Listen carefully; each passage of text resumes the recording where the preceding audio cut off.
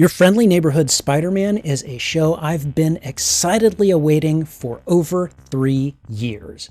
Just a couple of days before the show premiered, the producers over at Marvel Animation dropped a tease. Fans essentially got a twofer, finding out that not only would the show be available in 2 or 3 episode increments, but also getting the titles of all 10 episodes. Hey everyone, Spidey Librarian here. Let's talk about Your Friendly Neighborhood Spider-Man. While it was exciting to find out that we'd be getting all 10 episodes over a 4-week span of time, I was actually more excited to find out about the episode titles. Spidey fans and many readers of the comics will see most of the titles have at least some connection to the web-slinger's storied history in the comic books, or at least a connection to Marvel Comics in general. In what way do these episode titles connect with our wondrous wall crawler? Have a look as we go through all 10 episode titles. We'll explore these connections and how they might portend potential problems for Peter and his pals. Episode 1, Amazing Fantasy. Aside from being an actual amazing fantasy, you know, the kind of power fantasy where you stumble into some cool powers and start fighting crime, Spider fans will also easily know from where the inspiration for this title came.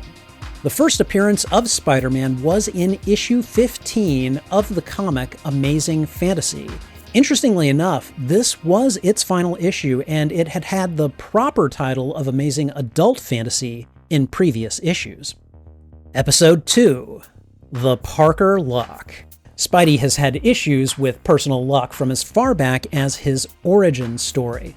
From wherever the term Parker luck actually originates, fans have often used it to explain why Peter is never on time for the important things, and while that's one aspect of it, the Parker luck also helps explain the good fortunes in Peter's life. From having a loving aunt, to villains making him late, to finding true love in spite of everything, the Parker luck is a staple of and roller coaster in Spider-Man's life. Episode 3, Secret Identity Crisis. While having to balance life as a costume superhero against his identity as Peter Parker is nothing new to the webhead, there actually is a story that incorporates this title directly. In the late 90s, the story Identity Crisis saw Spider-Man getting framed by Norman Osborn for murder, forcing him to temporarily drop his superhero persona and create 4 fallback crime-fighting identities: Dusk, Prodigy, the Hornet, and Ricochet. Episode 4, Hitting the Big Time. Anyone reading the Amazing Spider-Man comic book during Dan Slott's lengthy run on the title will almost certainly remember the Big Time series of stories, involving some noteworthy changes in the wall crawler's life. One of the biggest includes Peter's new job at Horizon Labs, which enabled him to secretly create new tech and suits for his crime-fighting endeavors. During this time, Spidey also lost his famous spider sense and made the vow that no one dies on his watch. Episode 5, The Unicorn Unleashed. Okay, what? This title confused me at first, but while it's not directly Spider-Man related, there is precedent in the wider Marvel Comics for this title. The Unicorn Unleashed is a tagline on the cover of issue 154 of the Invincible Iron Man, where the Golden Avenger battles a foe named the Unicorn. Presumably, this means we'll be seeing a version of this character, possibly to battle Spidey, during this show. If you're enjoying this video, please go ahead and thwip the like button and consider subscribing as well. I'd love to hear your thoughts in the comments section and connect with more Spider fans. Keep your eye out for more media critiques and Spidey-centric content. Episode 6, Duel with the Devil. The term devil has come to have dual, see what I did there, meanings in Spider-Man lore. Readers of the comic who were traumatized by One More Day might think of Mephisto, who made a fateful deal with Peter when his Aunt May was shot. But in this instance, it's more likely to signify the presence of Daredevil, who has been a crime-fighting ally and friend to the web-slinger in the comics. Still, it might not be a bad idea to look for elements from One More Day to pop up here. Just saying. Episode 7. Scorpion Rising. To my knowledge, at least, there's no specific reference to this title, so it might just signify the emergence of or the leveling up of one of Spider-Man's regular foes, the Scorpion. On the other hand, there's a Scorpio Rising storyline from the Parker Industries days of the Amazing Spider-Man comic that deals with one of the company's main investors going under the alias Scorpio and attempting to use the company's resources to obtain the Zodiac Key, forcing Spider-Man to fight him. Episode 8. Tangled Web. At first, I thought this title was just a generic pun involving webs, but it turns out there was a comic by the name of Spider-Man's Tangled Web that ran from 2001 to 2003.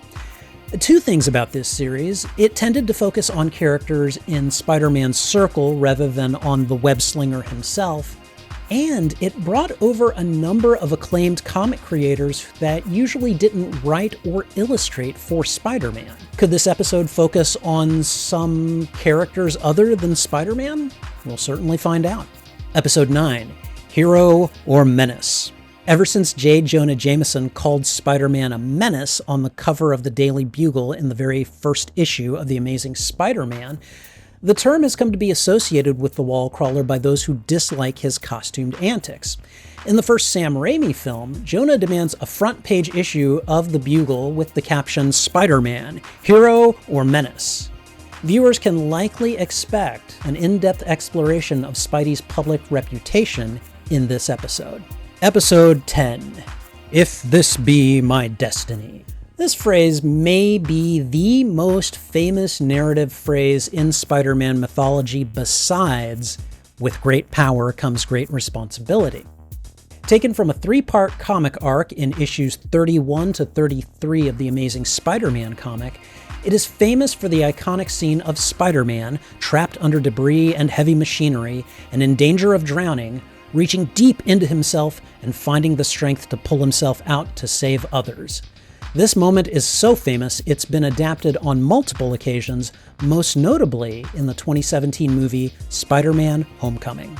While there's no way to know what each given episode will be about until we see it, the creators behind Your Friendly Neighborhood Spider-Man have given viewers and Spider fans some fun hints with which we can speculate, theorize, and hopefully predict at least a little bit of what may come. That the episode titles take such inspiration from the source material of the comics is especially satisfying for longtime comics aficionados and lends a sense of authenticity to a show that has thus far remixed many of the elements in Spider-Man's illustrious past in fresh and interesting ways.